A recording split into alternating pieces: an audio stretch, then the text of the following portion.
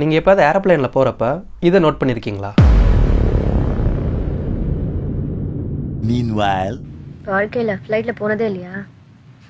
வாழ்க்கையில ஃப்ளைட்டே இப்போதாங்க பார்க்குறேன். 30,000 அடி மேலே பறந்துட்டு இருக்கிறப்ப சைடில் திரும்பி ஜன்னலை பார்க்குறப்போ அதில் ஒரு ஓட்டை இருந்தால் பயம் வருமா வராதா? பயமா? அந்த ஓட்டையை பற்றி ஒரு கவலையும் வேண்டாம். ஏன்னா அது இருக்கிறதே உங்களை காப்பாற்ற தான். நாடா வளர்ற தவ்ளூண்டு ஓட்டை எப்படா என்ன காப்பாற்றும் அப்படின்னு கேட்குறவங்கள நீங்கள் ஒருத்தராக இருந்தீங்கன்னா இந்த வீடியோ உங்களுக்கு தான்.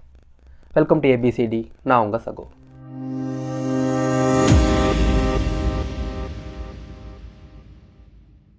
ஏரோப்ளேனை பேசிக்காக எப்படி டிசைன் பண்ணியிருப்பாங்கன்னா, அது 30,000 அடி ஹைட்டில் பறந்துட்டு இருக்கிறப்ப வெளியே வந்து காற்றோட அழுத்தம் ரொம்ப கம்மியாக இருக்கும். ஆனால் அதே நீங்கள் உட்காந்துருக்கிற உள்பக்கம் பார்த்தீங்கன்னா உங்களால் கம்ஃபர்டபுளாக மூச்சு விட முடியும். ஸோ அங்கே நார்மலான அட்மாஸ்பரிக் ப்ரெஷர் இருக்கும். இப்போது இந்த ஏரோப்ளேனோட ஜன்னல் வந்து இந்த ப்ரெஷர் டிஃபரன்ஸை தாங்கக்கூடிய வகையில் தான் அதை வந்து டிசைன் பண்ணியிருப்பாங்க.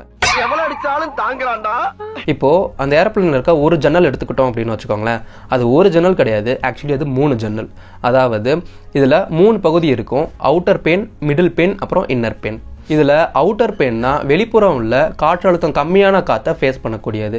அது எவ்வளோ வேகமாக வந்து அடித்தாலும் இல்லை எவ்வளோ காற்றழுத்தம் கம்மியாக இருந்தாலுமே ரொம்ப ஸ்ட்ராங்காக நம்மளை காப்பாற்றக்கூடியது. இதே இன்னர் பெயினுக்கு வந்தோம்னா இதை தான் உள்ளே இருக்கிற பேசஞ்சர்ஸால் தொடவோ ஸ்க்ராட்ச் பண்ணவோ நோண்டவோ முடியும். ஆனால் இது பேசிக்கலி எதுக்கு இருக்குது அப்படின்னா, நீங்கள் நடுவில் இருக்கிற மிடில் பேனை தொடக்கூடாது அப்படின்றதுக்காக மட்டும்தான் பேசிக்கலி இருக்குது. இந்த அவுட்டர் பேனை ஏரோப்ளேனோட பாடியோட கம்ப்ளீட்டாக சீல் பண்ணியிருப்பாங்க. ஸோ தட் காற்று உள்ளேயும் வெளியவும் அந்த அவுட்டர் பேனை தாண்டி போக முடியாத மாதிரி. இன்னர் பேன் அவுட்டர் பேன் மாதிரி கம்ப்ளீட்டாக சீல் பண்ணியிருக்க மாட்டாங்க அதோட எட்ஜஸில். ஸோ தட் இப்போ நம்ம பேசஞ்சர்ஸ் உள்ளே உட்காந்துருக்கிற இடத்துல இருக்கிற காற்று அந்த இன்னர் பேனை தாண்டி அங்கேயும் இங்கேயும் போயிட்டு வர மாதிரி தான் அதை வந்து டிசைன் பண்ணியிருப்பாங்க. இப்போது இந்த மிடில் பேனுக்கு வந்தோன்னா இங்கே தான் அந்த மேஜிக் ஹோல் இருக்குது. இந்த மிடில் பேனை அவுட்டர் பேன் மாதிரியே கம்ப்ளீட்டாக அதோட எட்ஜஸில் வந்து சீல் பண்ணியிருப்பாங்க. ஸோ தட் மிடில் பேனுக்கும் அவுட்டர் பேனுக்கும் நடுவில் இருக்கிற காற்று வந்து மிடில் பேனுக்கும் இன்னர் பேனுக்கும் வர முடியாத மாதிரி. ஸோ கிட்டத்தட்ட மிடில் பேனும் ஒரு விதமான அவுட்டர் பேன் மாதிரி நமக்கு டபுள் லேயர் ஆஃப் சேஃப்டி மாதிரி தான் ஆக்ட் ஆகும். ஆனால் அங்கே ஒரு பிரச்சனை இருக்குது. இந்த மாதிரி அவுட்டர் பேனையும் மிடில் பேனையும் கம்ப்ளீட்டாக க்ளோஸ் பண்ணுறது மூலமாக அதுக்கு நடுவில் இருக்கிற காற்று வந்து அங்கேயே அடைப்பட்டு கட்டுத்தக்கணும். ஐயோ எனக்கே ரோலிங் ஆகுது. அதுக்கு நடுவில் இருக்கிற காற்று அங்கேயே ட்ராப் ஆகிடும். இப்போது ஏரோப்ளேன் மேலே போக போக போக அவுட்டர் பேனுக்கு வெளியே ரொம்ப லோ ப்ரெஷரும் மிடில் பிளேனுக்கு உள்பக்கம் நார்மல் ப்ரெஷரும், அதாவது அந்த ப்ரெஷரை கம்பேர் பண்ணுறப்ப கொஞ்சம் ஹை ப்ரெஷரும் இருக்கும் இல்லையா. இந்த ப்ரெஷர் டிஃபரன்ஸ் ஒரு வேளை எக்ஸ்ட்ரீமாக போச்சுன்னா அந்த ஜன்னல்கள் உடைய வாய்ப்பு இருக்குது. அப்படி உடஞ்சிச்சு அப்படின்னா மொத்த சாப்டரும் க்ளோஸ். ஸோ இந்த மாதிரி விபத்துக்கள் நடக்காமல் இருக்கிறதுக்காக தான் மிடில் பேனில் இந்த ப்ளீடு ஹோல் அப்படின்னு சொல்லப்படுற ஒரு ஓட்டையை போடுறாங்க. இது பெர்ஃபெக்டாக இன்ஜினியர்ஸால் டிசைன் பண்ணப்பட்ட ஒரு ஹோல் தான். அதே நேரத்தில் வெயில் படுறப்ப அந்த உள்ள ட்ராப்பாக இருக்கிற காற்று எக்ஸ்பேண்ட் ஆக ட்ரை பண்ணும். அதே ரொம்ப குளிரான பிரதேசத்தில் ஏரோப்ளேன் போயிட்டு இருக்கிறப்ப அந்த காற்று ரொம்ப கான்ட்ராக்ட் ஆக ட்ரை பண்ணும். இந்த எக்ஸ்பேன்ஷன் கான்ட்ராக்ஷன் வந்து இந்த கிளாஸை உடைக்கிறதுக்கு வாய்ப்புகள் இருக்குது. ஸோ இந்த ஓட்டையால் மிடில் பேனுக்கும் அவுட்டர் பேனுக்கும் இடையில அடைப்பட்டு இருந்த அந்த காத்தானது ஈஸியாக அந்த ஹோல் வழியாக இன்னர் பேனை தாண்டி கேபின்குள்ளே வந்துட முடியும். ஸோ இந்த மைல்டான ஏர் ஃப்ளோ இருந்துக்கிட்டே இருக்கிறதுனால நடுவில் காற்றும் ட்ராப் ஆகாது.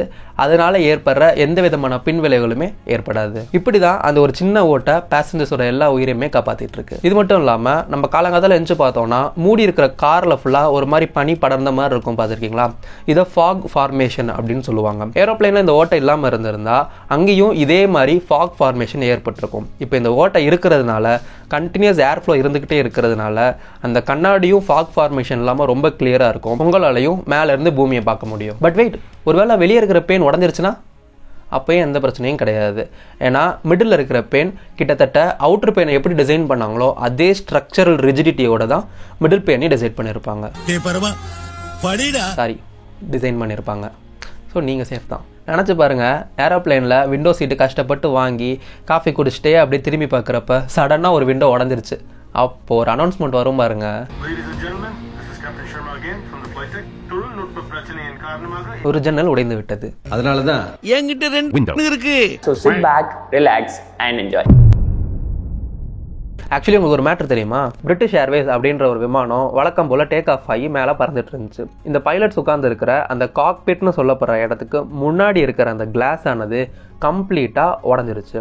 ஏன்னா வெளியே ரொம்ப லோ ப்ரெஷர் இருந்துச்சு, உள்ள ஹை ப்ரெஷர் அதாவது நார்மல் ப்ரெஷர் இருந்ததுனால. இப்படி கம்ப்ளீட்டாக உடஞ்சதுல 2ல் 1 பைலட் துண்டா பிச்சுக்கிட்டு வெளியே உறிஞ்சு இழுக்கப்பட்டாரு. காக்பிட்குள்ளே இருந்த க்ரூ மெம்பர்ஸ் சடனாக சுதாரிச்சு அவரோட காலை டக்குன்னு பிடிச்சிட்டாங்க. ஸோ மிச்சம் இருக்கிற 1 பைலட் கிட்டத்தட்ட கஷ்டப்பட்டு அதை எப்படியோ லேண்ட் பண்ணிட்டாரு. கிட்டத்தட்ட 20 நிமிஷமாக அவர் அந்த தொங்குன நிலைமையிலேயே பறந்துட்டு வந்திருக்கிறாரு. இந்த இன்சிடெண்ட்டில் நடந்த ஒரே நல்ல விஷயம், இந்த இன்சிடெண்ட்டில் எந்த விதமான உயிர் சேதமும் ஏற்படலை. அந்த வெளியே பறந்து வந்த பைலட் மட்டும் சில சீரியஸான காயங்களோட உயிர் பிழைச்சாரு. என்னடா இவ்வளோ நேரம் ஏரோப்ளேன் சேஃப்டியை பற்றி பேசிட்டு இப்போ திடீர்னு பயமுறுத்துறேன்னு நினைக்காதீங்க. ஏன்னா இந்த இன்சிடெண்ட்டுக்கு காரணம் மோசமான ஏரோப்ளேன் டிசைன் கிடையாது, அதுக்கு முந்தின நாள் அவங்க பண்ண மெயின்டெனன்ஸ் செக் தான். இந்த இன்சிடெண்ட்டுக்கு முன்னாடி தான் புது விண்ட்ஷீல்டு அவங்க மாட்டியிருக்கிறாங்க. அப்படி அவங்க ஃபிக்ஸ் பண்ணப்போ பொறுத்தின ஸ்க்ரூஸ் எல்லாமே சரியாக செக் பண்ணாமல் அதோட சின்ன சைஸ் ஸ்க்ரூவாக போட்டு ஃபிக்ஸ் பண்ணியிருக்கிறாங்க. அதனால ஏற்பட்டது தான் இந்த விபத்து. இந்த இன்சிடெண்ட்டுக்கு அப்புறமா மெயின்டெனன்ஸை ரொம்ப சீரியஸாகவே எடுத்துக்க ஆரம்பித்தாங்க. இதுக்கப்புறமா இந்த மாதிரி மெயின்டெனன்ஸ்னால ஏவியேஷன் இண்டஸ்ட்ரியில் மிகப்பெரிய ஆக்சிடென்ட் அப்படின்றது எதுவும் நடக்கலை அப்படின்னு சொல்கிறாங்க. ஸோ நெக்ஸ்ட் டைம் நீங்கள் ஏரோப்ளேனில் போகிறப்ப ரொம்பவே சேஃபாகவே ஃபீல் பண்ணலாம். அண்ட் இதுக்கு முன்னாடி நீங்கள் போனவங்களா இருந்தீங்கன்னா அந்த ப்ளீட் ஹோலை பார்த்துருக்கீங்களான்னு கமெண்ட்டில் சொல்லுங்கள். இது வரைக்கும் போனதே இல்லாட்டி கண்டிப்பாக நெக்ஸ்ட் டைம் அதாவது ஃபஸ்ட் டைம் நீங்கள் போகிறப்ப அதை பார்த்துட்டு வந்து கமெண்ட் பண்ணுங்கள். இந்த வீடியோ பார்க்குறவங்களில் 95% மேலே சப்ஸ்கிரைப் பண்ணாமல் தான் பார்த்துட்டு இருக்கிறீங்களா? நான் சொல்லலை, பிச்சை சார் சொல்கிறாரு, அதனால சப்ஸ்கிரைப் பண்ணிக்கோங்க. இந்த மாதிரி வித்தியாசமாக ஒரு விஷயத்தை பார்த்துட்டு இது ஏன் எதுக்கு எப்படி இப்படின்லாம் கேள்வி உங்களுக்கு நிறைய இருந்துச்சு அப்படின்னா கமெண்ட்டில் போடுங்க. என்னால் முடிஞ்ச அளவு சீக்கிரமாக ஒரு வீடியோ அதை பற்றி நான் போட ட்ரை பண்ணுறேன். இந்த வீடியோ பிடிச்சிருந்தா லைக் பண்ணுங்கள். இந்த வீடியோவில் எது பிடிக்கலையோ அதை கமெண்ட்டில் கட்டாயம் சொல்லுங்கள். இந்த வீடியோ உங்கள் ஃப்ரெண்ட்ஸுக்கெல்லாம் ஷேர் பண்ணி விடுங்க. நான் உங்களை நெக்ஸ்ட் வீடியோவில் பார்க்குறேன். பாய்.